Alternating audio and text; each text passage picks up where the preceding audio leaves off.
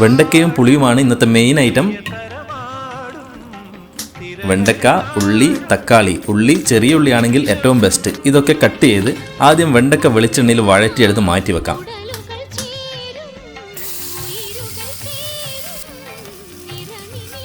ഇനി അതേ പാനിൽ കുറച്ചുകൂടി വെളിച്ചെണ്ണ ഒഴിച്ച് കടുക് പൊട്ടിച്ച് ഒരു നുള്ളു ഉലുവയിട്ട് വറുത്തതിന് ശേഷം ഉള്ളിയും 4 വെളുത്തുള്ളിയും കറിവേപ്പിലയിട്ട് വഴറ്റിയെടുക്കാം. ഇനി ചെറുതായി കട്ട് ചെയ്ത തക്കാളി ഇട്ട് ഒന്ന് വഴറ്റിയതിന് ശേഷം 1 ടീസ്പൂൺ മുളക്, 1 ടീസ്പൂൺ മല്ലി, 1/4 ടീസ്പൂൺ മഞ്ഞൾപ്പൊടി, ആവശ്യത്തിന് ഉപ്പ് ഇട്ട് ഒരു 3 മിനിറ്റ് വഴറ്റിയെടുക്കാം. ഇതിലേക്ക് വെണ്ടക്കയിട്ട് പുളിവെള്ളം ഒഴിച്ച് ആവശ്യത്തിന് വെള്ളവും ചേർത്ത് ഒരു 5 മിനിറ്റ് തിളക്കാൻ വെക്കാം. അപ്പോഴേക്കും നമുക്കൊരു അരക്കപ്പ് തേങ്ങ, കുറച്ച് കുരുമുളകും ജീരകവും ഇട്ട് നന്നായി അരച്ചെടുക്കണം.